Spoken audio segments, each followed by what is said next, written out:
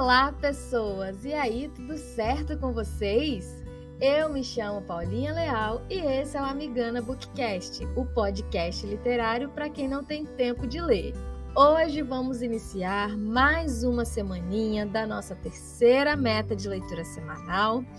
Vamos aí rumo à nossa meta dessa semana de 75% da leitura do nosso livro Orgulho e Preconceito. No episódio de hoje, nós vamos ler do capítulo 31 até o capítulo 35, certinho? Se você chegou nesse podcast através desse episódio, primeiramente, seja muito bem-vindo. Saiba que por aqui falamos sobre tudo que está relacionado ao mundo mágico dos livros e a nossa leitura conjunta desse mês é sobre o livro Orgulho e Preconceito, de Jane Austen. Já temos 6 episódios aí publicados, é só você procurar na nossa listinha pelo episódio de número 1 para você começar aí a entrar neste mundo maravilhoso desse clássico da literatura. Bom, gente, a nossa semana está começando, temos aí mais 3 episódios dessa semana para a gente bater a nossa meta. E eu queria muito saber de vocês, o que vocês estão achando, se estão conseguindo acompanhar os episódios, como é que tá, se vocês estão gostando dessa história. Me deixa aqui a opinião de vocês. Pode colocar aqui na caixinha de perguntas, aqui pelo Spotify, no YouTube através dos comentários. E se for melhor para vocês, pode me mandar lá pelo direct do Instagram também. O nosso Instagram é Amigana Bookcast e o nosso canal no YouTube é o Amigana Books, tá?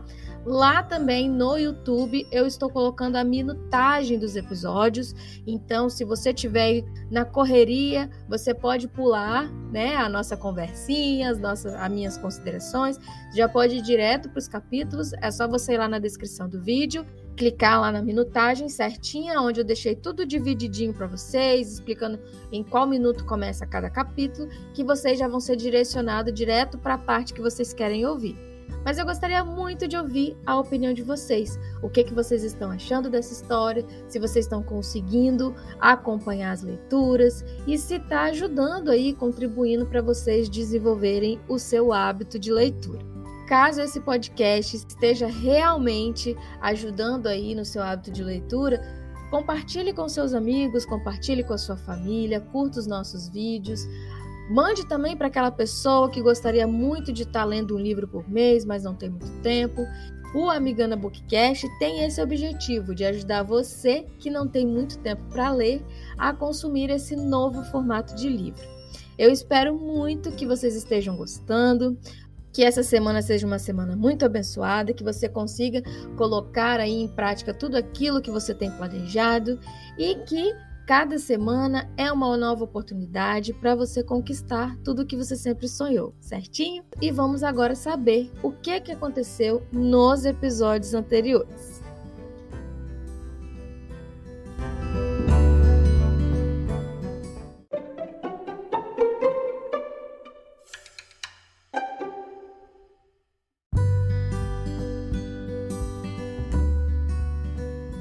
Bom, gente, nos capítulos anteriores, nós tivemos aí Jane finalmente reconhecendo para Elisa que a senhorita Bingley não é nada de amiga, nunca quis ser a sua amiga, na verdade, só percebeu isso quando ela realmente se encontrou com a senhorita Bingley em Londres, quando ela fez aquela viagem junto com a sua tia. Elisa foi visitar a sua amiga Charlotte, né, na sua nova residência, e teve lá os seus momentos junto com o senhor Collins, querendo mostrar ali a todo momento como que era a casa, dando uma a entender meio que, olha só o que você perdeu. Também conhecemos um pouco mais sobre a tão famosa Lady Catherine de Bourgh, que o senhor Collins tanto fala, e podemos perceber, né, o quanto ela é uma pessoa extremamente difícil de lidar. E por que o senhor Collins puxa tanto o saco dela, né? Porque ele não tem pulso firme ali para encarar ali ou para contrariar, quase ninguém tem, e é óbvio que a única que faz isso é a nossa querida Elise. Ainda não descobrimos o que aconteceu com Darcy, com o Sr. Bingley, né, o porquê que ele foi embora, o porquê que ele não quis, né, mais assumir ali o seu compromisso com a Jane, e também o que se sucedeu entre Darcy e o Sr. Wicklow ainda não foi revelado para a gente nesses episódios. Então acredito que todas essas explicações devem vir agora, nos próximos episódios, afinal de contas, já estamos encaminhando aí para mais da metade do livro, então acredito eu que seja essa a hora em que as coisas vão começar a se resolver.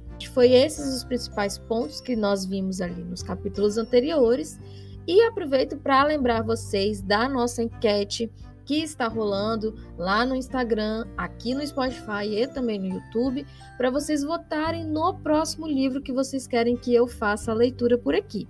Então não deixe de votar, deixei 3 opções bem bacanas lá, bastante conhecidas no mundo literário, e eu acredito que qualquer uma daquelas histórias vai ser uma leitura maravilhosa. Então, vocês já sabem, separa aí o seu cafezinho, pegue o seu fone, se aconchegue no seu lugar favorito e simbora! Leitura conjunta de Orgulho e Preconceito.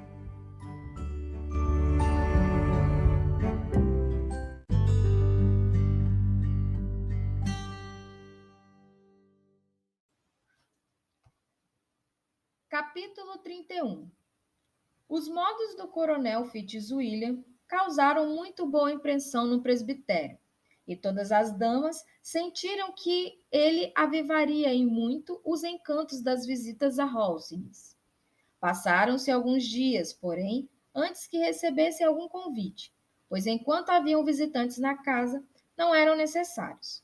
E foi só no dia de Páscoa, quase uma semana depois da chegada dos cavalheiros, que foram honrados com tal gentileza quanto a saída da igreja. Lhes permitiram simplesmente que viessem à noite. Na última semana, haviam visto muito pouco Lady Catherine ou sua filha. O coronel Fitzwilliam visitara o presbitério mais de uma vez durante esse tempo, mas o Sr. Darcy, elas só viram na igreja. O convite foi, é claro, aceito, e na hora marcada, eles se juntaram aos presentes no salão de Lady Catherine. Sua senhoria os recebeu com cortesia, mas era óbvio que a companhia deles não era absolutamente tão aceitável como quando não haviam mais ninguém. E ela se mostrou, de fato, quase totalmente absorvida pelos sobrinhos, falando com eles, sobretudo com Darcy, muito mais do que com qualquer outra pessoa presente na sala. O coronel Fitzwilliam pareceu realmente feliz em vê-los. Toda a distração lhe era bem-vinda em Hawkins, e, além disso, a linda amiga da senhora Collins excitara vivamente a sua imaginação. Ele se sentou ao lado dela e falou de modo tão agradável de Kent e de Hertfordshire, de viajar e de permanecer em casa, de novos livros e de música, que antes Elizabeth nem de longe se divertira tanto naquela sala. E conversaram com tanta verve e fluência que chamaram a atenção da própria Lady Catherine, bem como do Sr. Darcy. Os olhos dele logo se voltaram repetidas vezes para eles, com curiosidade, e o fato de sua senhoria compartilhar aquele sentimento foi abertamente reconhecido, pois ela não hesitou em gritar. O que você está falando, Fitzwilliam? Sobre o que estão conversando? O que está contando a senhorita Bennet? Diga-me o que é. Estamos falando de música, minha senhora, disse ele, quando não pôde mais deixar de responder. De música. Então, por favor, falem em voz alta. De todos os assuntos, este é o meu predileto. Devo participar da conversa se estiverem falando de música. Creio que há poucas pessoas na Inglaterra que apreciem mais a música do que eu, ou que tenham um bom gosto natural tão pronunciado. Se eu tivesse estudado, teria sido uma grande entendida. E o mesmo se pode dizer de Anne, se a saúde lhe tivesse permitido aplicar-se. Tenho certeza de que ela teria tocado maravilhosamente. Como vai Georgiana, Darcy? O Sr. Darcy falou com carinho e entusiasmo dos progressos da irmã. Fico muito feliz em ouvir tão boas novas dela, disse Lady Catherine. E, por favor, diga a ela, da minha parte, que ela não pode esperar ser uma grande pianista se não estudar muito. Posso garantir-lhe, minha senhora, respondeu ele, que ela não precisa de tal conselho, ela estuda com muito afinco. Quanto mais, melhor. Nunca é demais estudar. E a próxima vez que escrever a ela, vou insistir em que não negligencie de modo algum nenhum o estudo. Sempre digo às jovens que a excelência na música só se adquire com a prática constante. Eu disse à senhorita Bennet muitas vezes que ela jamais vai tocar realmente bem se não estudar mais. E embora a senhora Collins não tenha um piano forte, ela será muito bem-vinda, como lhe disse tantas vezes, se vier a Halses todos os dias para tocar piano forte no quarto da senhorita Jackson. Assim, naquela parte da casa, ela não atrapalhará ninguém. O senhor Darcy pareceu um pouco envergonhado com a má educação da tia e não respondeu. Ao fim do café, o coronel Fitzwilliam lembrou a Elizabeth que ela lhe prometera tocar para ele, e ela foi imediatamente sentar-se ao pianoforte. Ele puxou uma cadeira para perto dela. Lady Catherine ouviu a metade de uma canção, e então começou a falar, como antes, com o seu outro sobrinho, até que este se afastasse dela, e com o passo pausado de sempre, se dirigisse até o pianoforte, colocando-se numa posição em que tinha uma visão plena das feições da querida pianista. Elizabeth viu o que ele fazia, e na primeira pausa conveniente, se voltou para ele com um sorriso malicioso e disse: Quer me assustar, senhor Darcy, vindo com tanta solenidade ouvir-me tocar? Não vou me intimidar-me, apesar de sua irmã tocar tão bem. Sou muito teimosa e não me deixo alarmar facilmente pelos outros. Minha coragem sempre se aguça ante qualquer tentativa de intimidação. Não vou dizer que esteja enganada, replicou ele, pois não é possível que você creia que eu queira assustá-la. E já tenho o prazer de conhecê-la há tempo suficiente para saber que a senhorita sente grande prazer em manifestar-se de vez em quando opiniões que, na verdade, não são suas. Elizabeth riu bastante de tal retrato de si mesma e disse ao coronel Fitzwilliam: O seu primo vai dar-lhe uma linda ideia de mim e ensinar-lhe a não acreditar numa palavra do que eu digo. Tive o triste azar de encontrar alguém com tal capacidade de expor o meu verdadeiro caráter numa parte do mundo que eu esperava gozar de certa credibilidade. De fato, senhor Darcy, é muito mesquinho da sua parte mencionar em Hertfordshire tudo o que sabe em meu detrimento. E permita-me dizer, muito indelicado também, pois provoca a minha retaliação e pode acontecer de seus parentes se chocarem ao ouvir certas coisas. Não tenho medo da senhorita, disse ele sorrindo. Por favor, conte-me que acusações tende a fazer contra ele, exclamou o coronel Fitzwilliam. Eu gostaria de saber como ele se comporta em meio aos estranhos. O senhor vai ouvir então, mas se prepare para as coisas terríveis. O senhor deve saber que a primeira vez em que o vi em Hertfordshire foi num baile. E nesse baile, o que o senhor acha que ele fez? Dançou só 4 danças, embora houvesse poucos cavalheiros, e pelo que sei com certeza, havia mais de uma jovem sentada à espera de um par. Senhor Darcy não pode negar o fato. Naquela altura, eu não tinha a honra de conhecer nenhuma jovem da festa, a não ser as do meu próprio grupo. É verdade. E ninguém jamais pode ser apresentado num salão de baile? Muito bem. Coronel Fitzwilliam, que vou tocar agora? Meus dedos estão à espera de suas ordens. Talvez, disse Darcy, devesse ter procurado uma apresentação, mas não estou qualificado para me recomendar a pessoas estranhas. Devemos perguntar ao seu primo a razão disso? Disse Elizabeth, ainda dirigindo-se ao coronel Fitzwilliam. Devemos perguntar a ele por que um homem inteligente e educado e com boa experiência do mundo não estaria qualificado para se recomendar a pessoas estranhas? Posso responder à pergunta, disse Fitzwilliam, sem consultá-lo. É porque ele não se daria ao trabalho.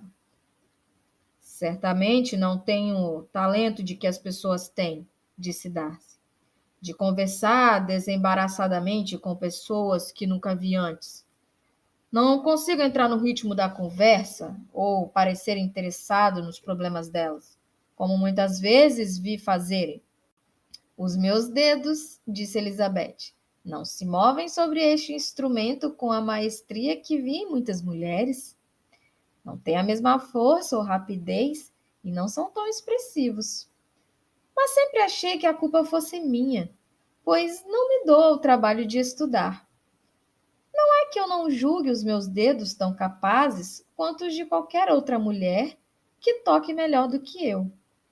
Darcy sorriu e disse: A senhorita tem toda a razão. Deu um emprego muito melhor ao seu tempo. Ninguém que tenha tido o privilégio de ouvi-la pode apontar algum defeito. Nenhum de nós toca para pessoas estranhas. Nesse ponto, foram interrompidos por Lady Catherine, que aos berros lhe perguntava sobre o que estavam falando. Elizabeth imediatamente começou a tocar outra vez. Lady Catherine aproximou-se e, depois de ouvir por alguns minutos, disse a Darcy: A senhorita Bennet não tocaria mal se estudasse mais e tivesse um professor em Londres. Ela tem uma ótima noção do dedilhado, embora o seu gosto não seja tão bom quanto o de Anne. Anne teria sido uma excelente pianista, se a saúde lhe não tivesse lhe permitido aprender. Elizabeth olhou para Darcy, para ver o quão cordial ele concordava com o elogio à prima.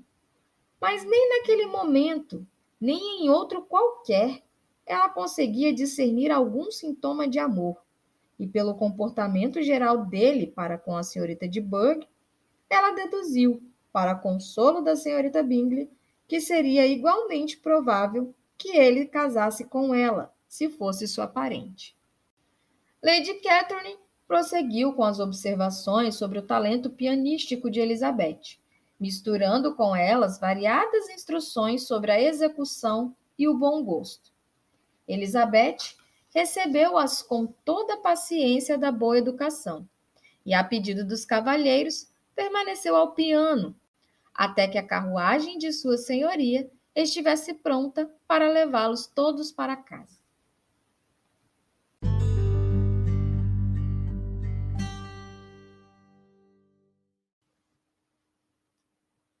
Capítulo 32. Na manhã seguinte, Elizabeth escrevia a sós uma carta para Jane, enquanto a senhora Collins e Maria estavam fora para tratar de negócios na aldeia, quando foi surpreendida pelo toque da campainha, sinal inequívoco de um visitante. Como não havia escutado nenhuma carruagem, pensou que não seria improvável que fosse Lady Catherine, e com essa apreensão estava desfazendo-se da carta quase acabada quando a porta se abriu, e, para sua grande surpresa, o Sr. Darcy. E o Sr. Darcy, sozinho, entrou na sala. Ele também pareceu espantado por encontrá-la sozinha e pediu desculpas pela intrusão, deixando claro que esperava que todos estivessem na casa. Sentaram-se, então, e depois de feitas as perguntas sobre o Hastings, pareciam correr o risco de cair em total silêncio. Era absolutamente necessário, portanto, pensar em algo, e nessa emergência, lembrando-se de quando vira pela última vez em Hertfordshire, e sentindo curiosidade por saber o que ele diria sobre aquela súbita partida, ela observou: Com que pressa vocês todos partiram de Netherfield em novembro passado, Sr. Darcy? Deve ter sido uma surpresa agradabilíssima para o Sr. Bingley ver que todos o seguiram tão prontamente, pois, se me lembro bem, ele partira só um dia antes. Ele e a irmã estavam bem. Espero quando o senhor saiu de Londres. Perfeitamente bem, obrigado. Ela viu que não receberia nenhuma outra resposta e, depois de breve pausa, acrescentou: Creio ter entendido que o Sr. Bingley não tem planos de voltar a Netherfield novamente. Nunca ouvi dizer isso, mas é provável que no futuro ele passe muito pouco tempo lá. Ele tem muitos amigos e esta é uma época da vida em que os amigos e os compromissos são cada vez mais numerosos. Se ele tem intenção de passar pouco tempo em Netherfield, seria melhor para a vizinhança que ele abrisse mão completamente do lugar, pois então outra família poderia estabelecer-se lá. Mas talvez o senhor Bingley não tenha alugado a casa tanto para a conveniência da vizinhança quanto da sua própria, e devemos esperar que ele conserve ou deixe a casa segundo o mesmo princípio. Não seria surpresa para mim, disse Darcy, se ele abrir mão dela assim que receber uma boa proposta de compra. Elizabeth não deu nenhuma resposta. Temia falar mais sobre o amigo dele. E então, não tendo nada mais a dizer, estava agora decidida a entregar a ele o problema de encontrar o assunto. Ele pegou a deixa e logo começou. Esta parece ser uma casa muito aconchegante. Acho que Lady Catherine fez muitas melhorias aqui enquanto o Sr. Collins chegou em Hunsford. Acredito que sim. E tenho certeza de que não poderia ter usado de sua bondade para com alguém mais grato. O Sr. Collins parece ter tido muita sorte na escolha da esposa. É verdade. Os amigos dele podem alegrar-se por ter ele encontrado uma das pouquíssimas mulheres sensatas que o aceitariam ou que o fariam feliz se o estivesse aceitado. A minha amiga é muito inteligente, embora eu não tenha certeza de que considere seu casamento com o Sr. Collins a coisa mais sábia que ela já tenha feito. Ela, porém, parece felicíssima e, do ponto de vista da prudência, esse foi com certeza um ótimo casamento para ela. Deve ser muito bom para ela morar a tão pouca distância de sua própria família e amigos. Pouca distância? O senhor acha? São quase 50 milhas. E o que são 50 milhas de boas estradas? Uma jornada de pouco mais de meio-dia? Sim, acho que é uma distância muito pequena. Eu jamais consideraria a distância como uma das vantagens do casamento, exclamou Elizabeth. E jamais diria que a senhora Collins mora perto da família. Prova de seu apego a Hertfordshire. Acho que qualquer coisa que esteja para lá da vizinhança de Longbourn me pareceria longe. Enquanto ele falava, sorriu de um jeito que Elizabeth imaginou compreender. Ele devia achar que ela deveria estar falando de Jane e de Netherfield, e corou a responder. Não quero dizer que uma mulher não possa estabelecer-se perto demais da família. O longe e o perto são relativos e depende de muitas circunstâncias variáveis. Onde há dinheiro para pagar a viagem, a distância não é problema. Mas este não é o caso aqui. O senhor e a senhora Collins têm uma boa renda, mas não tão boa a ponto de se permitirem viagens frequentes. E tenho certeza de que a minha amiga não se consideraria perto da família, a não ser que estivesse menos da metade da distância a que está. O senhor Darcy aproximou um pouco a cadeira na direção dela e disse: A senhorita não tem o direito a um apego tão forte a Longbourn. Não pode ter vivido sempre em Longbourn? Elizabeth pareceu surpresa. Houve uma mudança nos sentimentos de Darcy. Ele afastou a cadeira, pegou um jornal sobre a mesa e, lançando um olhar sobre ele, disse com a voz mais fria: Está gostando de Kent? Travou-se então um breve diálogo a respeito do condado, calmo e conciso de ambas as partes, que logo chegou ao fim com a entrada de Charlotte e da irmã, que acabava de voltar do passeio. O tete-a-tete surpreendeu-as. O senhor Darcy explicou o engano que o levara a incomodar a senhorita Bennet, e depois de permanecer por mais alguns minutos sem dizer nada a ninguém, foi embora. Que será que isso quer dizer? Disse Charlotte assim que ele saiu. Querida Elisa, ele deve estar apaixonado por você, ou nunca nos teria visitado desse jeito tão familiar. Mas quando Elizabeth falou do silêncio dele, aquilo não pareceu muito provável, mesmo para a esperançosa Charlotte. E depois de várias conjecturas, só puderam finalmente imaginar que a visita se devia à dificuldade de achar alguma coisa para fazer, o que era o mais provável naquela época do ano. Não havia mais diversões ao ar livre. Dentro de casa estavam Lady Catherine, os livros e uma mesa de bilhar. Mas os homens não conseguem ficar o tempo todo em casa. E pela proximidade do presbitério, ou pelo prazer da caminhada até lá, ou de encontrar as pessoas que lá moravam, os dois primos passaram a caminhar até lá quase todos os dias. Chegavam em diferentes horas, pela manhã, às vezes separados, às vezes juntos, e vez ou outra acompanhados da tia. Era óbvio para todas que o coronel Fitzwilliam vinha porque sentia prazer em sua companhia, certeza de que, naturalmente, aumentava ainda mais o seu privilégio entre elas. E a sua satisfação em estar com ele e a evidente admiração dele por ela levavam Elizabeth a se lembrar de seu antigo favorito, George Wickham. E embora, ao compará-los, visse que as maneiras do coronel eram menos delicadas e menos cativantes, acreditava que ele fosse mais culto. Mas por que o senhor Darcy vinha com tanta frequência ao presbitério? Era algo mais difícil de entender. Não podia ser pela companhia, pois muitas vezes ele permanecia ali, sentado, por 10 minutos sem abrir a boca. E quando falava, parecia ser mais por necessidade do que por opção. Um sacrifício às conveniências, não um prazer. Raramente parecia de fato animado.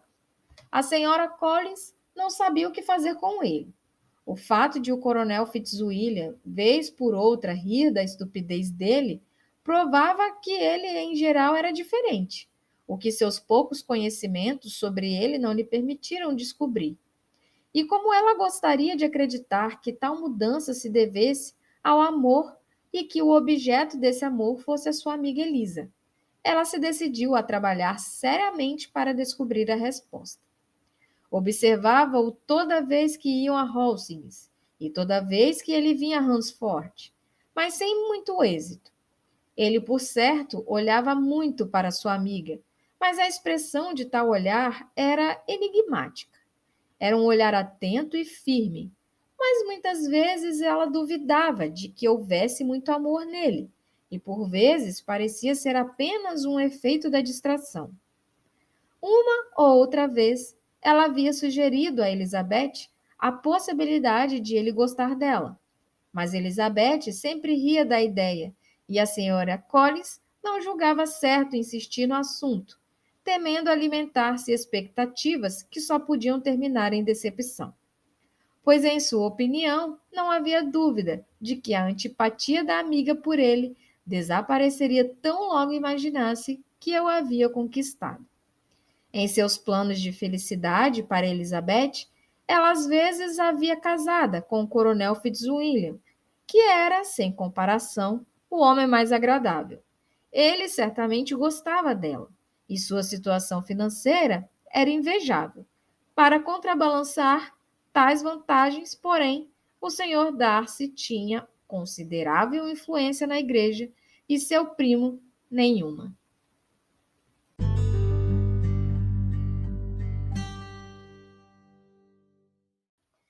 Capítulo 33. Mais de uma vez, Elizabeth, em suas perambulações pelo parque, topou inesperadamente com o senhor Darcy. Ela sentiu toda a cruel má sorte que trouxe para onde ninguém mais costumava ir, e para impedir que aquilo tornasse a acontecer, logo tratou de comunicar-lhe que aquele era o seu refúgio predileto. Era muito estranho, então, que aquilo ocorresse uma segunda vez. Mas aconteceu, e até uma terceira vez. Parecia que o fazia por natural maldade ou como penitência voluntária, pois nessas ocasiões não se limitou a fazer algumas perguntas formais. seguidas de um silêncio embaraçado, para depois partir. Mas realmente julgou necessário voltar atrás e caminhar com ela. Nunca falava muito, nem ela se dava ao trabalho de falar ou escutar muito. Mas impressionou-a durante o terceiro encontro, que ele fizesse algumas estranhas e desconexas perguntas sobre seu prazer de estar em Hunsford, seu amor pelas caminhadas solitárias e sua opinião sobre a felicidade do senhor e da senhora Collins.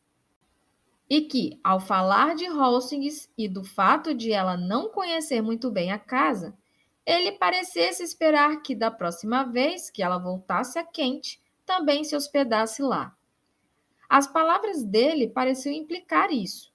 Será que tinha o coronel Fitzwilliam em mente? Ela achou que, se ele tinha querido dizer alguma coisa, devia ser alguma coisa indireta sobre o coronel.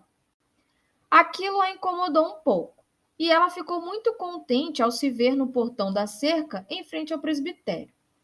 Certo dia, enquanto caminhava, ela estava entretida com a leitura da última carta de Jane e se concentrando em alguns trechos que demonstravam que Jane não escrevera de bom humor quando, em vez de ser mais uma vez surpreendida pelo Sr. Darcy, deu a erguer os olhos com o coronel Fitzwilliam. Pondo imediatamente de lado a carta e forçando um sorriso, ela disse: "Eu não sabia que o senhor passeava por aqui."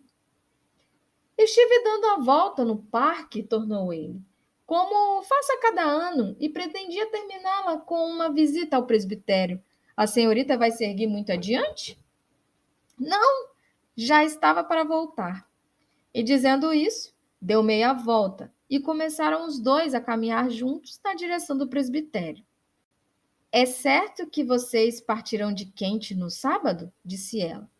"Sim, se o Darcy não fizer um novo adiamento, mas estou à disposição dele. Ele acerta as coisas como quiser." "E se não conseguir satisfazer-se com o acerto, terá pelo menos o prazer do grande poder de escolha? Não conheço ninguém que pareça gostar mais do poder de fazer o que quer do que o Sr. Darcy." "Ele gosta muito de fazer as coisas à sua maneira", replicou o coronel Fitzwilliam. "Mas todos nós somos assim. A única coisa é que ele tem melhores meios para fazer isso do que muitos outros, porque é rico e muita gente é pobre. Falo por experiência. Um filho mais moço deve costumar-se com a renúncia e a dependência. Na minha opinião, o filho mais moço de um conde não pode saber muito sobre nenhuma dessas duas coisas. Falando sério, o que vocês sabem sobre renúncia e dependência? Quando foram impedidos por falta de dinheiro de ir aonde queriam ou de conseguir algo que desejavam? Essas são questões domésticas e talvez eu não possa dizer que tenha passado por muitas dificuldades desse tipo, mas em matéria de maior gravidade, eu posso sofrer por falta de dinheiro. Os filhos mais moços não podem casar quando quiserem, a menos que gostem de mulheres ricas, o que parece acontecer com muita frequência. Os nossos hábitos dispendiosos tornam-nos muito dependentes, e não há muitos dentre os de minha condição financeira que possam permitir-se casar sem se dar atenção ao dinheiro. Será que ele está pensando em mim? Refletiu Elizabeth. E corou aquela ideia. Mas, recuperando-se, disse num tom animado: "Mas, por favor, qual é o preço normal de um filho mais moço de conde? A menos que o filho mais velho tenha saúde muito frágil. Imagine que os senhores não perdiram mais de 50.000 libras." Ele respondeu no mesmo estilo, e o assunto morreu ali. Para pôr fim a um silêncio que poderia fazê-lo imaginar que ela se zangara com o que se passara, logo em seguida ela disse: "Imagino que o seu primo o trouxe consigo principalmente para ter alguém à sua disposição. Admiro-me de que não esteja casado, para garantir permanentemente essa conveniência. Mas talvez a irmã dele já seja o bastante por enquanto, e como está entregue aos cuidados só dele, possa fazer com que ela o que quer? Não, disse o coronel Fitzwilliam. Essa é uma vantagem que ele tem de dividir comigo. Eu compartilho com ele a guarda da senhorita Darcy. É mesmo? E, por favor, que tipo de tutores os senhores são? Esse encargo lhes causa muita dor de cabeça? As mocinhas da idade dela, às vezes, são um pouco difíceis de se lidar, e se ela tiver o autêntico espírito dos Darcy, vai querer fazer as coisas a seu modo. E enquanto falava, ela observou que ele a encarava com seriedade. E a maneira como ele logo lhe perguntou por que imaginava que a senhorita Darcy provavelmente lhes causasse preocupações, convenceu-a de estar bem próxima da verdade. Respondeu sem pestanejar: Não precisa assustar-se. Nunca ouvi nada de mal sobre ela e tenho certeza de que ela é uma das mais adoráveis criaturas do mundo. Duas de minhas conhecidas, a senhora Rush e a senhorita Bingley, simplesmente a adoram. Creio ter ouvido o senhor dizer que as conhece. Conheço um pouco. O irmão delas é um homem agradável, de maneiras refinadas. É um grande amigo do Darcy. Ah, é verdade, disse Elizabeth secamente. O senhor Darcy é extraordinariamente bom com o senhor Bingley e o cerca de prodigiosos cuidados. Rodeia-o de cuidados, é verdade. Realmente acho que Darcy cuide dele naquelas coisas em que ele mais precisa de atenções. Por algo que ele me disse em nossa viagem para cá, tenho razões para pensar que Bingley tenha uma grande dívida para com ele, mas devo pedir perdão a ele, pois não tenho o direito de supor que Bingley seja a pessoa mencionada. Isso não passa de uma conjectura. O que quer dizer com isso? É algo que Darcy poderia não querer que todos soubessem, pois se a notícia chegasse até a família da dama, seria muito desagradável. Pode ter certeza de que não contarei nada. E lembre-se de que não tenho muitas razões para imaginar que se trate de Bingley. O que ele me disse foi somente isto, que se felicitava por ter recentemente salvado um amigo das inconveniências de um casamento muito imprudente, mas sem mencionar nomes ou quaisquer outros detalhes. E só suspeitei que se tratasse de Bingley por julgar que ele seja o tipo de pessoa capaz de se meter nesse tipo de encrenca, e por saber que estiveram juntos durante todo o verão passado. Disse-lhe o senhor Darcy as razões dessa intromissão? Compreendi que haviam seríssimas objeções contra a dama. E de que artimanha se valeu para separá-los? Não me falou sobre as artimanhas, disse Fitzwilliam com um sorriso. Só me disse o que acabo de lhe contar. Elizabeth nada respondeu e continuou a caminhar, com o coração batendo forte de indignação. Depois de olhar um pouco para ela, Fitzwilliam perguntou-lhe por que estava tão pensativa. Estou pensando no que o senhor disse, respondeu ela.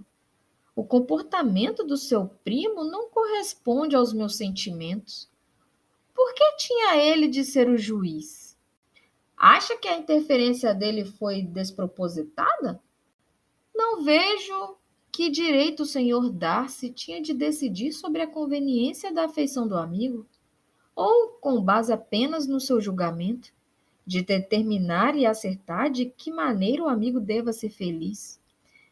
Mas, prosseguiu ela, recompondo-se, como nada sabemos dos detalhes, não é justo condená-lo. Não é de supor que o amor desempenhasse um grande papel no caso. Essa desconfiança não deixa de ser natural, disse Fitzwilliam, mas reduzem muito a honra do triunfo do meu primo. Isso foi dito em um tom irônico, mas pareceu a ela um retrato tão próximo do Sr. Darcy que não se arriscou a dar uma resposta, e, portanto, mudando abruptamente de assunto, falou das amenidades até chegarem ao presbitério. Lá, trancando-se no quarto assim que o visitante deixou a casa, pôde pensar sem interrupção em tudo o que ouvira. Não era de acreditar que aquilo tudo se referisse a outras pessoas, senão aquelas a quem estava ligada. Não podia haver no mundo dois homens sobre os quais o Sr. Darcy tivesse tão ilimitada influência. Que ele estivesse envolvido nas medidas tomadas para separar Bingley e Jane era algo de que ela nunca duvidara, mas sempre atribuía à senhorita Bingley a parte principal no planejamento e organização delas. Se sua própria vaidade não o iludia, era ele a causa. Seu orgulho e capricho eram a causa de tudo que Jane sofrera e continuava sofrendo. Ele destruíra por certo tempo qualquer esperança de felicidade no coração mais terno e generoso do mundo, e ninguém podia dizer quanto tempo ainda duraria o mal por ele infligido. Havia seríssimas objeções contra a dama. Foram as palavras do coronel Fitzwilliam, e essas seríssimas objeções eram, provavelmente, ter um tio advogado provinciano e outro com uma loja em Londres. A própria Jane, exclamou ela, não podia haver nenhuma objeção. Ela, que é toda ternura e bondade, de muita inteligência, boa cultura e de maneiras cativantes, tão pouco se podia alegar alguma coisa contra meu pai, que, embora tenha suas esquisitices, tem capacidades que o próprio Sr. Darcy não desprezaria, além de uma respeitabilidade que ele provavelmente jamais alcançará.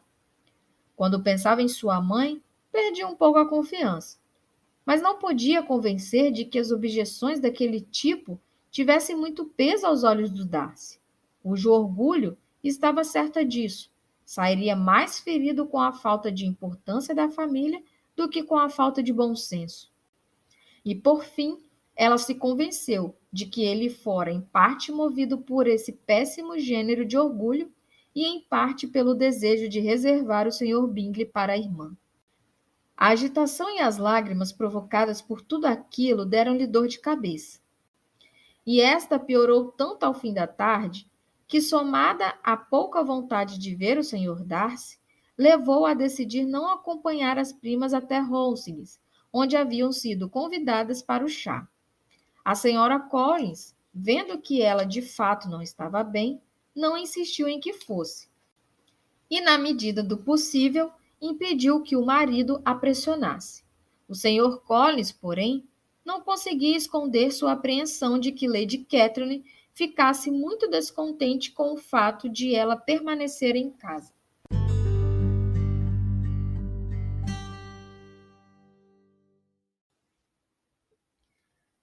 Capítulo 34. Depois que eles partiram, Elizabeth, como se quisesse exasperar-se o máximo possível contra o Sr. Darcy, escolheu como ocupação o exame de todas as cartas escritas a ela por Jane desde que chegara a Kent.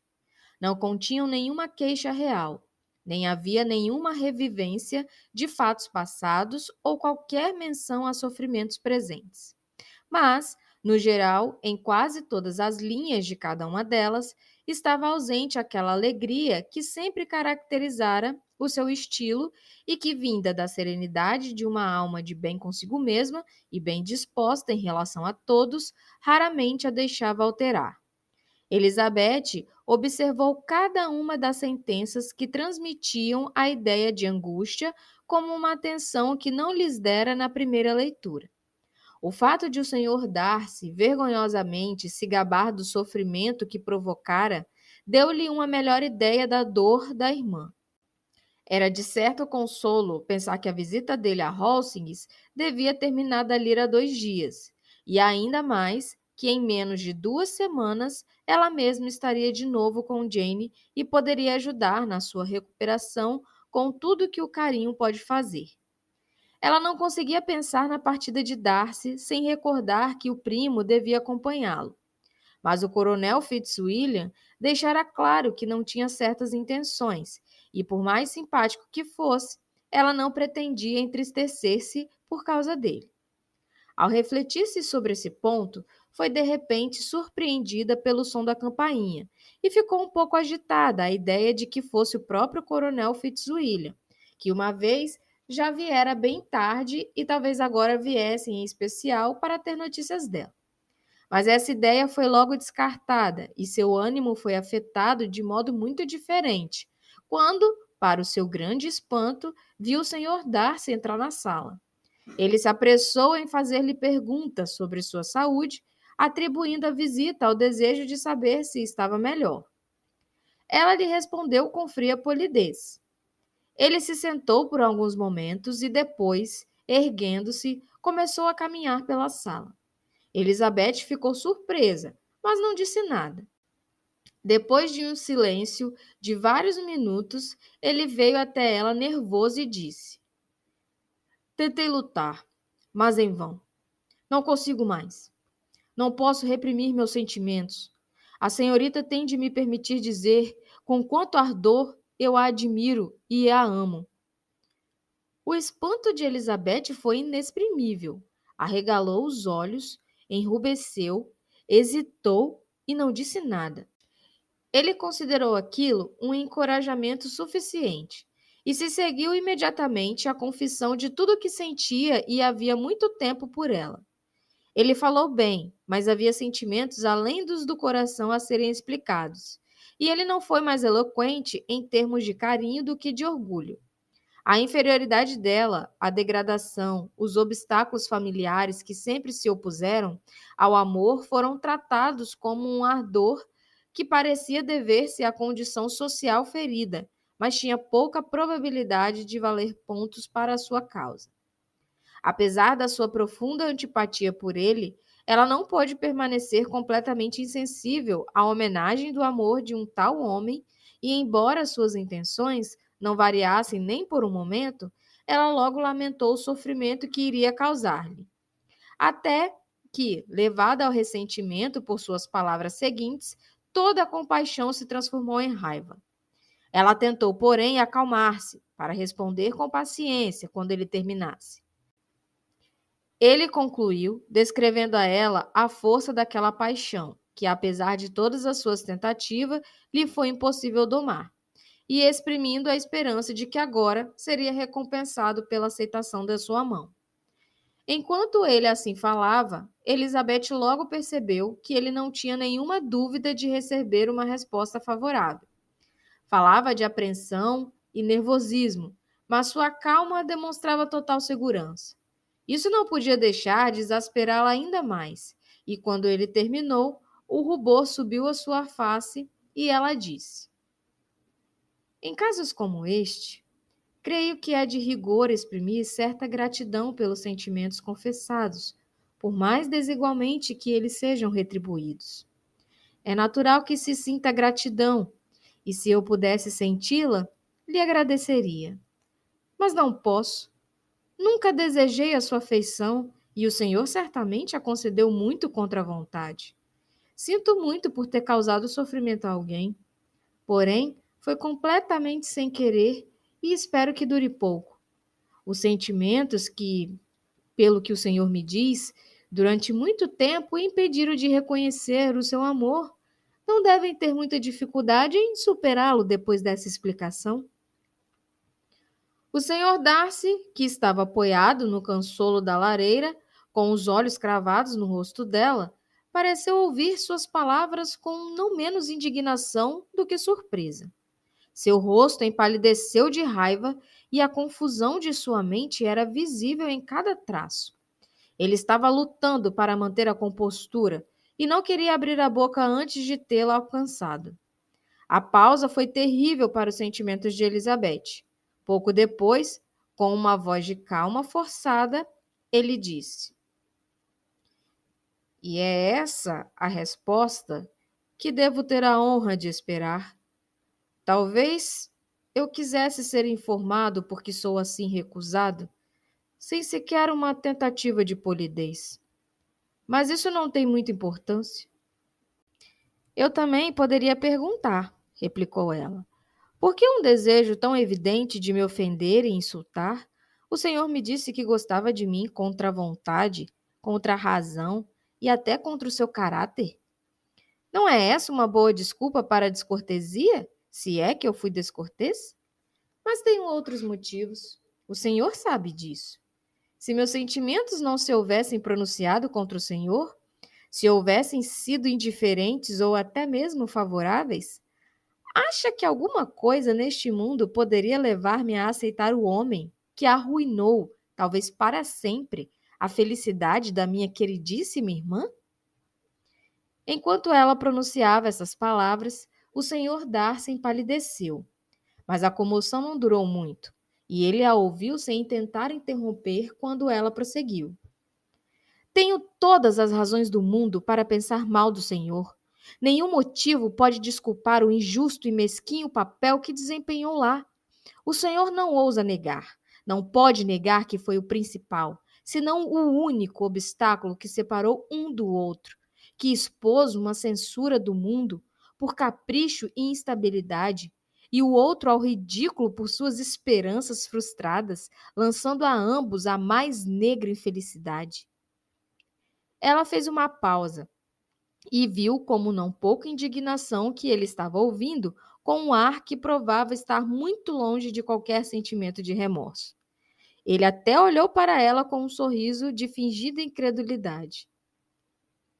Pode negar que fez isso? Repetiu ela. Com estudada tranquilidade, então ele respondeu. Não quero negar que fiz tudo o que podia para separar o meu amigo de sua irmã, ou que me alegro com meu sucesso. Fui mais generoso para com ele do que para comigo mesmo. Elizabeth desdenhou aparentar que percebera aquela sutil reflexão, mas o significado dela não lhe escapou, nem era ele capaz de apaziguá-la. Mas não é apenas esse caso, prosseguiu ela, que baseio a minha repulsa. Muito antes disso acontecer, a minha opinião sobre o senhor já estava formada. O seu caráter foi revelado no relato que ouvi do senhor Wicklam muitos meses atrás. Sobre esse assunto, o que tem a dizer? Com que ato imaginário de amizade pode defender-se? Ou sob que disfarce pretende enganar os outros? A senhorita se interessa profundamente pelos problemas daquele cavalheiro, disse corando Darcy, num tom menos calmo. Quem é que, conhecendo a história das desventuras por que passou, pode deixar de se interessar por ele? Desventuras que passou, repetiu com desdém. É verdade, as desventuras dele foram grandes. E por sua causa, exclamou Elizabeth com energia. O Senhor o reduziu ao estado de pobreza em que se encontra, pobreza relativa. Retirou-lhe as vantagens que, o Senhor sabe, tinham sido destinadas a ele. Tirou dos melhores anos da vida dele aquela independência que lhe era devida e merecida. Fez tudo isso e ainda consegue demonstrar desdém e ironia quando falo dessas desgraças? É essa, exclamou Darcy enquanto caminhava a passos rápidos pela sala. A opinião que a senhorita tem de mim? É essa a estima em que me tem? Muito obrigado pela explicação tão completa. Segundo seus cálculos, os meus erros são mesmo graves. Mas talvez, acrescentou ele, parando de caminhar e voltando-se para ela, essas ofensas pudessem ser perdoadas. Se o seu orgulho não tivesse sido ferido pela minha sincera confissão dos escrúpulos que me impediram de formar um plano sério. Essas amargas acusações poderiam ser superadas se eu, com mais tato, tinha ocultado minhas hesitações e lisonjeado a senhorita para que acreditasse que eu tinha sido impelido por uma paixão total e sem fraquezas. Pela razão, pela reflexão, por tudo. Mas odeio todo esse tipo de disfarce. Nem tenho vergonha dos sentimentos que expus. Eles eram naturais e justos. Pode a senhorita querer que eu me alegre com a inferioridade dos seus familiares? Que eu me felicite na esperança de adquirir parentes cuja condição social está tão abaixo da minha? Elizabeth sentia a irritação crescer cada vez mais dentro dela, mas tentou falar com a máxima serenidade ao dizer: O senhor se engana, senhor Darcy. Se imagina que o estilo da sua declaração me afete de algum outro modo. além do respeito que eu teria sentido ao recusá-lo, se tivesse comportado com maior cavalheirismo. Ela viu que ele ia começar a responder, mas nada disse. Então prosseguiu. Fosse qual fosse a maneira de se declarar, eu jamais aceitaria sua oferta. Mais uma vez, era óbvio o seu espanto, e olhou para ela com um misto de incredulidade e mortificação. Ela continuou. Posso dizer que, desde o começo, quase desde o momento em que o vi pela primeira vez, eram tais os seus modos que me impressionaram com a mais profunda convicção da sua arrogância, do seu desprezo e do seu desdém egoísta pelos sentimentos dos outros, que formaram a base de desaprovação sobre a qual os sucessivos acontecimentos construíram uma tão inabalável antipatia. E um mês depois de conhecê-lo, eu já sentia que o senhor era o último homem do mundo com quem eu poderia ser convencida a me casar.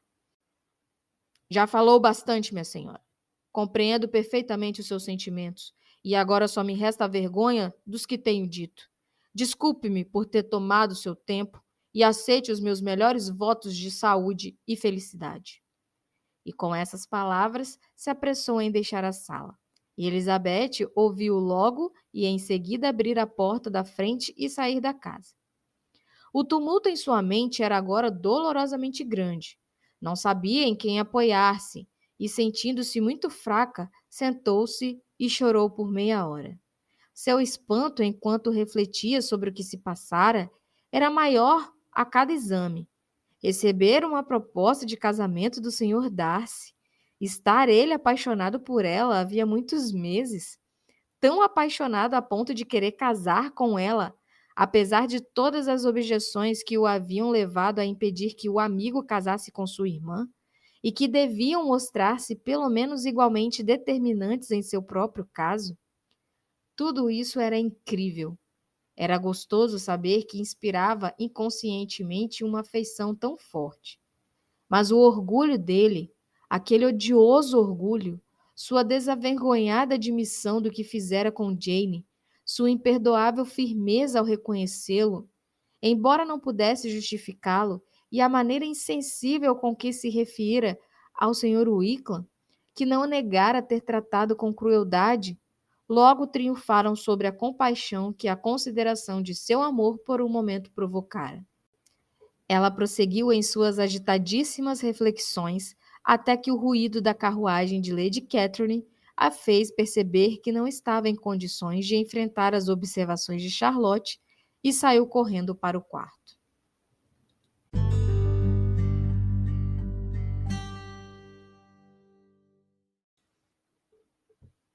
Capítulo 35. Na manhã seguinte, Elizabeth acordou com os mesmos pensamentos e com as mesmas meditações que haviam enfim fechado seus olhos. Não conseguia ainda recuperar-se da surpresa do que acontecera. Era impossível pensar em qualquer outra coisa.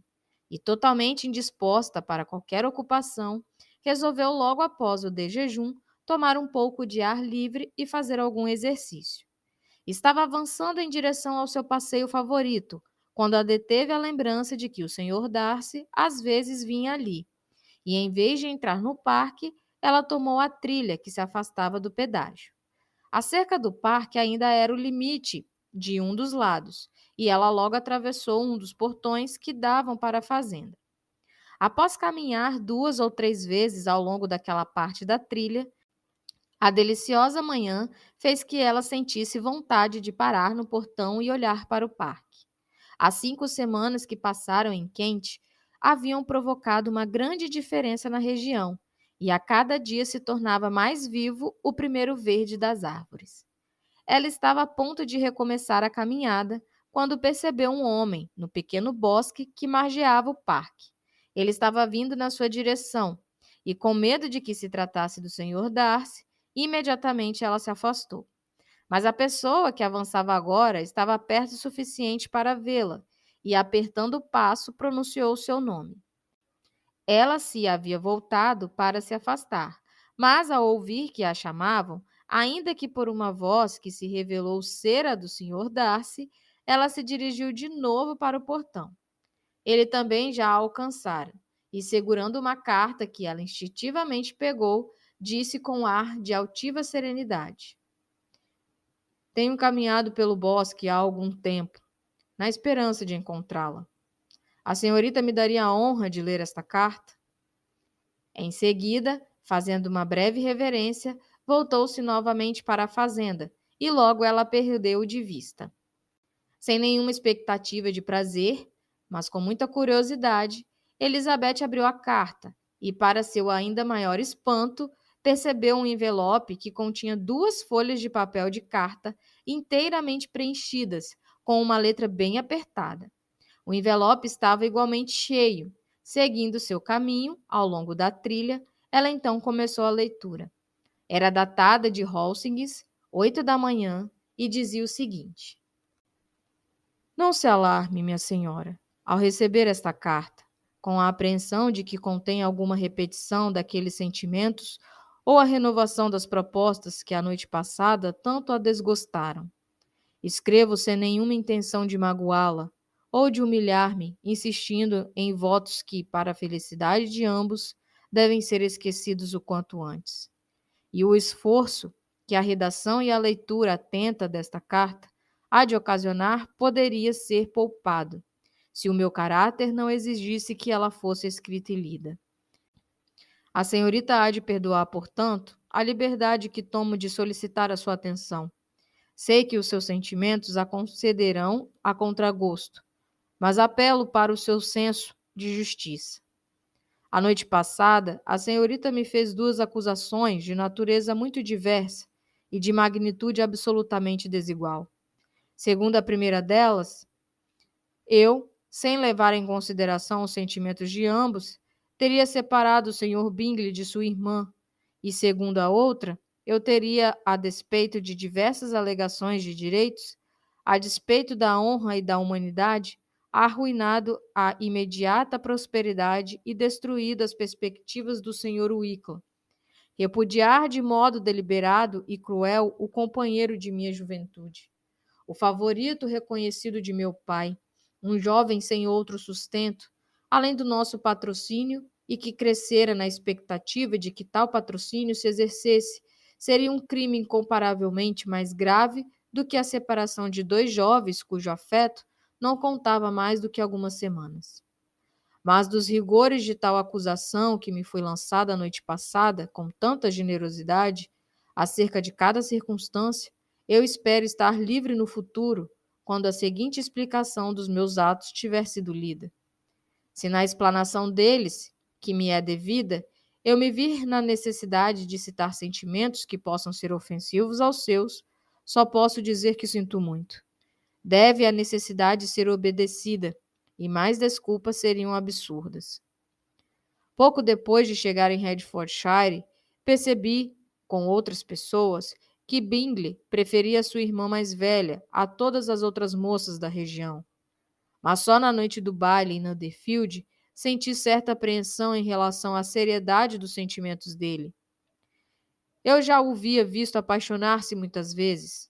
Naquele baile, enquanto tinha a honra de dançar com você, fui pela primeira vez informado, acidentalmente por Sir William Lucas, de que as atenções de Bingley para com a sua irmã haviam dado origem à expectativa geral do casamento dos 2.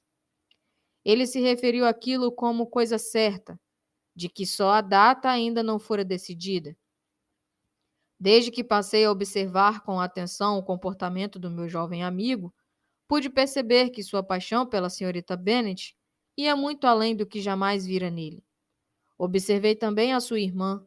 Suas maneiras e sua aparência eram francas, alegres e atraentes como sempre, mas sem nenhum sintoma de algum sentimento especial. E eu me convenci, pela observação daquela noite, que, embora ela recebesse com prazer as atenções dele, não a solicitava com nenhuma correspondência de sentimentos. Se a senhorita não estiver enganada neste ponto, eu devo estar errado. Como a senhorita conhece a sua irmã melhor do que eu, esta última hipótese é mais provável. Se assim é, se eu tiver sido induzido por tal erro a causar algum sofrimento a ela, Sua mágoa não foi absurda. Não hesitarei, porém, em afirmar que era tal a serenidade de expressão e de maneiras de sua irmã, que ela teria passado ao mais arguto observador a convicção de que, por mais carinhoso que fosse o seu temperamento, não era provável que o seu coração se deixasse tocar com facilidade. É certo que eu queria acreditar que ela fosse indiferente, mas ouso dizer que a minha investigação e as minhas decisões não costumam ser influenciadas pelas esperanças e pelos receios. Não a julguei indiferente porque eu desejasse. Assim a julguei por imparcial convicção, tão sinceramente quanto desejava racionalmente. As minhas objeções contra o casamento não eram apenas as que reconheci a noite passada, e que, no meu caso, só poderiam ser superadas pela enorme força da paixão, e a desproporção de condição social não poderia ser um mal tão grande para o meu amigo quanto para mim. Mas havia outras causas para minha oposição. Causas que, embora ainda existam, e existam em igual grau em ambos os casos, tratei de esquecer, porque não me eram imediatamente presentes. Devo citá-las, ainda que brevemente. A situação da sua família e de sua mãe, embora sujeita a reparos, não era nada em comparação com a total inconveniência demonstrada com tanta frequência e com tanta regularidade por ela, pelas suas 3 irmãs mais moças e por vezes até por seu pai. Perdão, pesa-me ofender a senhorita, mas em meio ao mal-estar causado pelos defeitos de seus parentes mais próximos e o desprazer de vê-los assim mencionados, talvez lhe sirva de consolo considerar que o comportamento inatacável da senhorita e de sua irmã mais velha é motivo de elogios generalizados, que honram o bom senso e a compostura de ambas. Só digo que o que se passou naquele baile confirmou a minha opinião sobre todos os presentes e exacerbou os motivos que eu tinha para tentar preservar meu amigo do que julgava ser um casamento muito infeliz. Ele partiu de Netherfield para Londres no dia seguinte, como a senhorita, tenho certeza, há de se lembrar, com planos de voltar em breve. Passo agora a explicar o papel desempenhado por mim. As irmãs dele estavam tão preocupadas quanto eu. Logo descobrimos essa convergência de sentimentos e, igualmente cientes de que não havia tempo a perder em afastar o irmão delas, logo decidimos juntar-nos a ele em Londres imediatamente. Partimos, pois, e ali passei a demonstrar ao meu amigo os males indubitáveis de tal escolha. Eu os descrevi e ressaltei com energia. No entanto, tal advertência pode ter abalado ou adiado a sua determinação, mas não acho que tenham, em última instância, impedido o casamento. Se não tivesse sido acompanhada pela certeza da indiferença de sua irmã, que não hesitei em lhe comunicar. Até então, acreditava ele que ela correspondesse ao seu afeto com sincero, se não igual a amor. É grande, porém, a modéstia natural de Bingley, confiando mais no meu julgamento do que no dele mesmo. Convencê-lo, portanto, de que se enganara não foi tão difícil. Não demorei muito para persuadi-lo a não retornar a Hertfordshire quando adquiriu tal convicção. Não posso acusar-me por ter feito isso. Só há uma parte de minha conduta, em todo este caso, sobre a qual não reflito com satisfação, é que aceitei usar as artimanhas para esconder dele a presença de sua irmã na capital. Estava ciente dela, tanto quanto a senhorita Bingley, mas o irmão dela ainda a ignora. É talvez provável que eles pudessem encontrar-se sem maiores problemas, mas o amor dele ainda não me parecia suficientemente extinto para vê-la sem certo perigo. Talvez essa ocultação, esse disfarce, não fossem dignos de mim. Foi o que fiz, porém, e com a melhor das intenções. Sobre esse assunto, nada mais tenho a dizer, mas nenhuma desculpa a apresentar. Se feriu os sentimentos de sua irmã, foi sem querer, e embora os motivos que me levaram a tanto possam naturalmente parecer-lhe insuficientes, ainda não aprendi a condená-los. A respeito da outra acusação mais grave, de ter prejudicado o Sr. Wickham, só posso refutá-la, expondo toda a história da ligação dele com a minha família. Do que ele me acusou particularmente, eu não sei, mas sobre a verdade do que vou contar, posso apontar mais de uma testemunha de indubitável veracidade. O senhor Wicklam é filho de um homem respeitabilíssimo, que por muitos anos administrou todas as propriedades de Pemberley e cuja boa conduta no desempenho de suas funções naturalmente inclinara meu pai a ser generoso com ele. E com George Wicklam, que era afilhado dele, sua benevolência foi generosa. Meu pai sustentou-o na escola e mais tarde em Cambridge, uma assistência importantíssima, pois seu pai, sempre pobre por causa das extravagâncias da mulher, não lhe poderia dar uma educação superior. Meu pai adorava não só a companhia do rapaz, cujos modos eram sempre sedutores, tinha também a mais alta opinião sobre ele, e, esperando que seguisse a carreira eclesiástica, pretendia ampará-lo. Quanto a mim, passaram-se muitos e muitos anos antes que eu começasse a pensar muito diferente sobre ele. Suas más inclinações, a falta de princípios que ele ocultava cuidadosamente do seu melhor amigo, não podiam escapar à observação de um jovem quase da mesma idade que ele, e que teve oportunidade de observá-lo em momentos em que estavam desprevenido, o que era impossível para o Sr. Darcy. Também aqui eu vou fazê-la sofrer. Até que ponto só a senhorita pode dizer. Mas sejam quais forem os sentimentos que o Sr. Wicklam tenha provocado, a suspeita da natureza de tais sentimentos não me impedirá de revelar o real caráter dele. Esta até me dá mais um motivo para isso. Meu saudoso pai morreu cerca de 5 anos atrás, e seu apego ao Sr. Wicklam foi até o fim tão forte que em seu testamento ele o recomendou particularmente a mim, para promover seu avanço da melhor maneira que sua carreira permitisse. E se fosse ordenado, desejava que ele recebesse um rico benefício familiar tão logo o cargo ficasse vago. Deixou-lhe também uma herança de 1000 libras. O pai dele não sobreviveu por muito tempo ao 1000, e 6 meses depois disso, o Sr. Wicklam escreveu para informar-me que, tendo enfim se decidido a não se ordenar, esperava que eu não julgasse insensato que ele recebesse um benefício pecuniário mais imediato, em vez do avanço na carreira, do qual já não podia beneficiar-se. Acrescentou que tinha a intenção de estudar direito e que eu devia saber que os juros de 1000 libras seriam completamente insuficientes para tanto. Eu mais queria acreditar do que realmente acreditei que ele estivesse sendo sincero, mas de qualquer modo estava perfeitamente disposto a concordar com a sua proposta.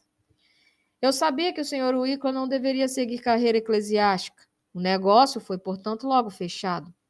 Ele abriu mão de todos os direitos de assistência na igreja, se algum dia estivesse em condições de recebê-la, e aceitava em troca 3000 libras. Toda a ligação entre nós pareceu então dissolver-se. Minha opinião sobre ele era ruim demais para convidá-lo a vir a Pemberley, ou para permitir sua companhia em Londres. Creio que ele vivesse principalmente na capital, mas estudar direito era apenas um pretexto, e, estando agora livre de qualquer vínculo, passou a viver uma vida de ociosidade e dissipação. Por cerca de 3 anos tive poucas notícias dele, mas ao falecimento do ocupante do cargo que, para ele, fora designado, ele me escreveu uma carta solicitando o benefício. Garantiu-me que sua situação era péssima e eu não tive dificuldade para acreditar nele. Achava que o estudo das leis fosse pouco lucrativo e esta agora absolutamente decidido a se ordenar, se eu lhe concedesse o benefício eclesiástico em questão. Sobre o que ele não tinha dúvidas, pois estava certo de que eu não tinha mais ninguém para ocupar o cargo e não podia ter me esquecido das intenções de meu querido pai. A senhorita não há de me censurar por não ter aceitado a solicitação dele ou por resistir a todas as repetições dela. Sua mágoa foi proporcional à miséria de sua situação. E ele foi sem dúvida tão violento nas injúrias que fez de mim para os outros, quanto nas censuras que fez diretamente a mim.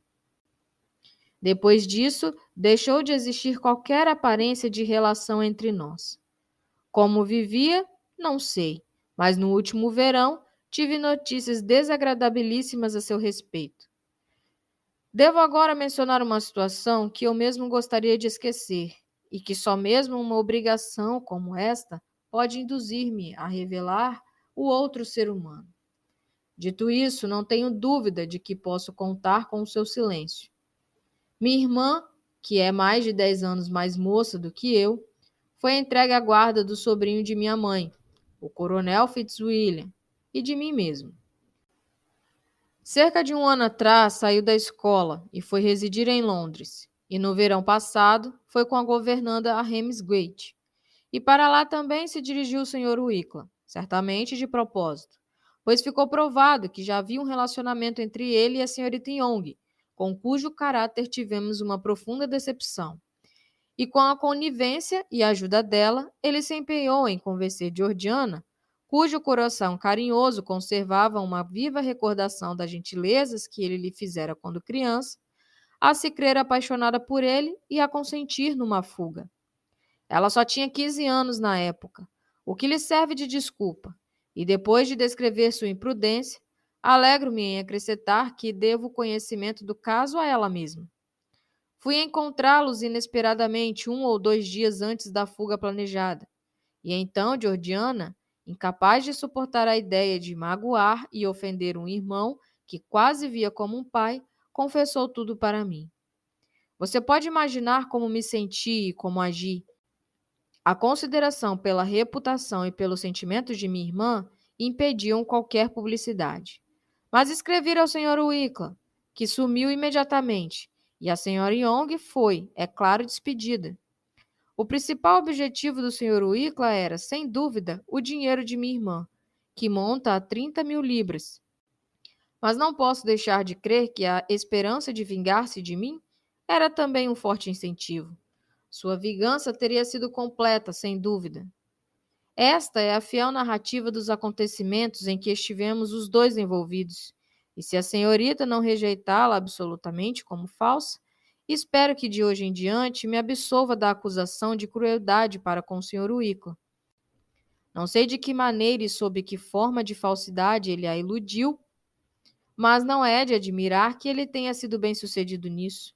Ignorando como ignorava tudo o que dizia a respeito de mim e a ele, não poderia ter percebido o engano e a suspeita certamente não faz parte da sua natureza. Talvez a senhorita se admire por não ter lhe contado nada disto ontem à noite, mas não era senhor de mim o bastante para saber o que podia ou devia ser revelado. Em favor da veracidade de tudo que foi aqui relatado, posso evocar o testemunho do coronel Fitzwilliam, que, em razão de nossa estreita amizade e constante intimidade, e mais ainda, como um dos executores do testamento de meu pai, teve inevitavelmente conhecimento de cada pormenor do que se passou. Se o seu ódio por mim se tornar sem valor às minhas alegações, a senhorita não pode ser impedida pela mesma causa de confiar em meu primo, e para que possa ter a possibilidade de consultá-lo, vou tentar encontrar alguma oportunidade para entregar-lhe esta carta em mãos ainda esta manhã. Quero apenas acrescentar. Deus a abençoe. Fitzwilliam Darcy.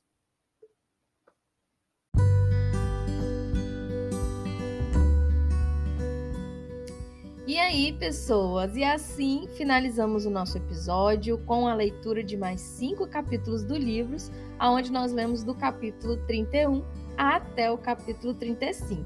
Esse é o nosso primeiro episódio da nossa meta semanal. Temos mais 2 episódios para atingirmos aí a nossa meta de 75%. Sim, gente, estamos encaminhando para o final da nossa história. Temos mais, além dessa semana, mais uma semaninha pela frente.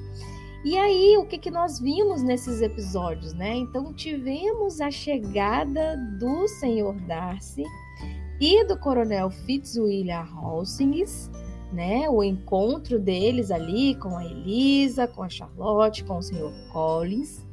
Também tivemos a relação que começou a nascer ali entre a Elisa e o Coronel Fitzwilliam. Não sei se vocês tiveram essa percepção, mas eu achei que começou a rolar um interesse. Acredito que um pouco mais da parte dele, mas a Elisa ali já começou, né, ficar um pouco encantada ali com a atenção que o coronel, né, o Fitzwilliam, estava dando para ela. Mas, gente, esse episódio foi o episódio de revelações, né? Então tivemos ali a revelação do que aconteceu com o Sr. Bingley e a Jane, o que se sucedeu, né? Então o Darcy acabou confessando durante a sua conversa com a Elisa sobre o motivo pelo qual ele aconselhou o seu amigo a não entrar neste relacionamento. O Sr. Darcy também passou a visitar a Elisa várias vezes durante ali a sua visita à casa da Charlotte, o que fez com que a Charlotte começasse a desconfiar dos sentimentos dele pela Elisa, que era o que a gente já esperava, né, gente? Confesso que eu já estava esperando por isso.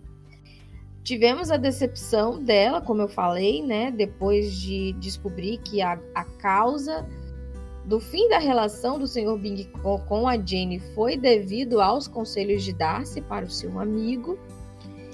E, gente, finalmente tivemos a declaração do Sr. Darcy para Elisa, o momento em que eu estava mais aguardando, o momento em que ele se declara para ela e fala que ele já estava apaixonado há muito tempo por ela. Mas é óbvio que a nossa Elisa, principalmente depois de descobrir que o problema, né, toda a tristeza da sua irmã foi devido ao Sr. Darcy, é óbvio que ela não ia simplesmente aceitar assim de boa, né, a sua declaração, e demonstrou ali o seu verdadeiro caráter, que ela é uma pessoa extremamente verdadeira, falando, né, colocando tudo para fora, o que ela estava sentindo e por qual motivo ela não aceitaria a sua declaração. O que deixou o Sr. Darcy ao mesmo tempo pasmo com a sua atitude. Como ela mesma diz, ele não esperava ter uma recusa, mas eu gostei muito desse posicionamento da Elisa, porque por mais que eu já desconfie que ela esteja sentindo algo por ele, mas ela não se deixou levar pelo simples fato, né, de um cara na posição do Sr. Darcy, com muitas posses, se declarando ali para ela, né, falando de todo o seu amor. Ela simplesmente não levou somente isso em consideração, mas sim toda a situação que envolve. E tivemos o que? Depois disso, uma carta gigantesca, uma carta enorme.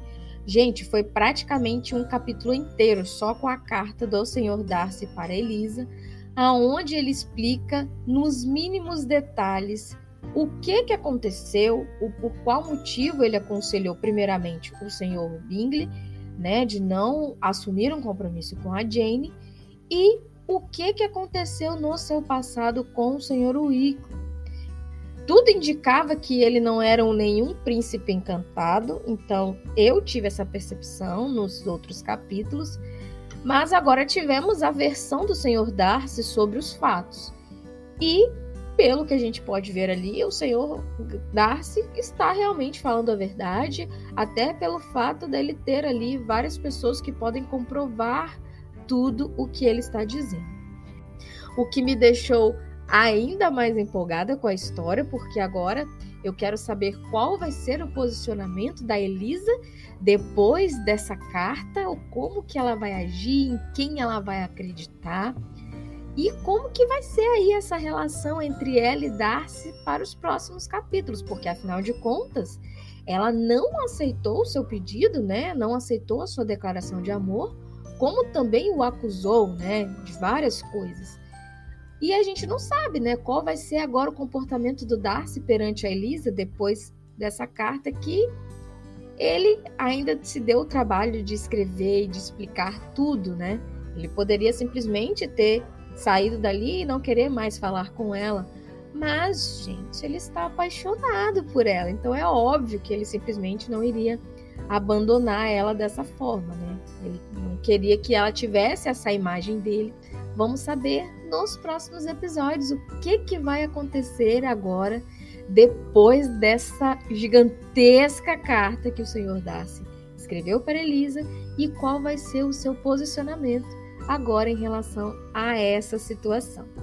Gente, é isso. Eu espero muito que vocês estejam gostando, que vocês tenham aí uma semana maravilhosa. Eu vou ficando por aqui. Não deixe de votar na nossa enquete. Não deixe de compartilhar os nossos episódios, de compartilhar os nossos vídeos para aquelas pessoas que você acha que pode contribuir um pouquinho ali na vida delas. E espero muito que vocês estejam gostando dessa história e dessa nova experiência de consumir livros. Um grande abraço para vocês, uma excelente semana e até o nosso próximo episódio da nossa leitura conjunta de Orgulho e Preconceito. Beijos!